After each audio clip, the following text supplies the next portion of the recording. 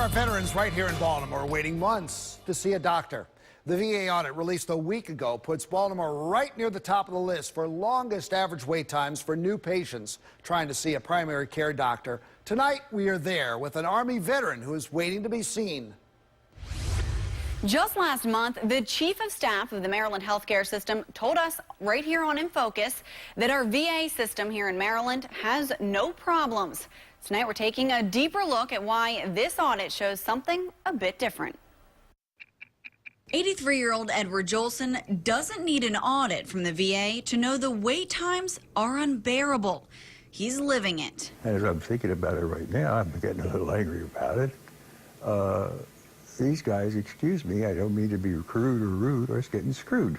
The Army veteran fought in the Korea War, but now it's a battle right here at home, a fight for his health. He's been relying on the VA for primary care for a decade, but now he's told he'd have to wait over 3 months just to see his doctor. First appointment they could see us was on September 10th at 1:30 p.m. He's a veteran. He didn't say, I can't fight for my country tomorrow. You have to wait 3 months. Robin Jolson says her father had open heart surgery less than a month ago. Seeing his primary care means getting the medication he needs. He has a primary care doctor within the VA. We also have a primary care doctor outside of the VA. Otherwise, he'd be dead. But according to the VA, because Jolson isn't new to the system, the wait time shouldn't be an issue. The audit shows on average new patients seeking primary care will wait 81 days. But the VA Maryland tells us existing patients should only be waiting about 2 weeks. A veteran who needs care can be seen today. So any veteran who needs care, new, established, coming from another state, from another VA, if they need care, we give it to them right then and there. That begs the question, don't most, if not all veterans seeking care have a need? And we've been spending lots of time contacting our veterans, reaching out to them, and there have been some veterans who have given us that feedback, and we have worked with them, and we work with our leadership, and we work with our frontline staff to find what that veteran needs and how we can give it to them. According to the audit, Baltimore ranks 4th in the country for longest wait times for new patient primary care appointments. But in May, the Chief of Staff for the VA Maryland healthcare system told us problems in other cities weren't an issue here in Maryland. In 2 weeks, if it is not an urgent case. Okay. If it is an emergent or an urgent case, they can come and be seen that day. As a matter of fact, we emphasize that to them. If they need to have follow-up care and through our emergency department, they can get an appointment on the same day or the next day. He said the average wait time is just around 2 weeks. What's your response to that? So we have to talk about who are those patients.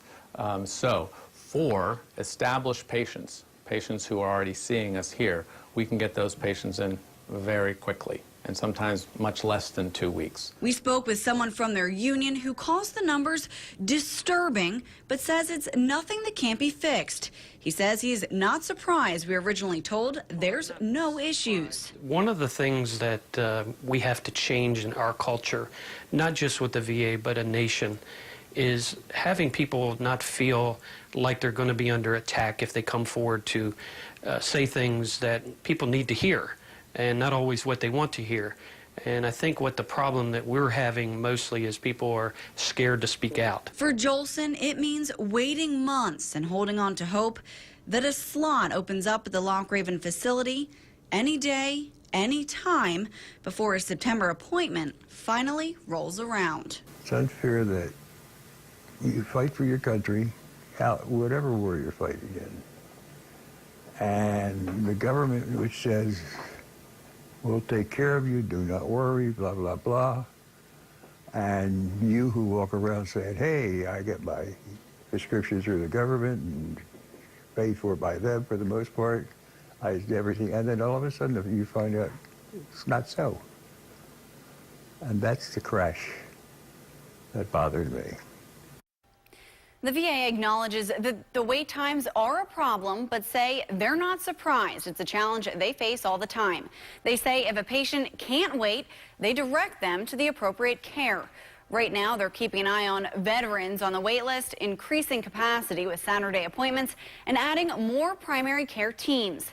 They didn't have an exact number on how many teams they plan to bring on, but said they'll continue the recruitment process until those wait times are down to 0. All right, well, the big question, what happens with Mr. Ed? So right now, obviously, it's a waiting game. He also has to be seen by an audiologist. That appointment was originally scheduled for September as well. His daughter tells me she told them about our story, and they were able to move the appointment up to next week. Now, as I mentioned, his primary care appointment is still scheduled for September 10th.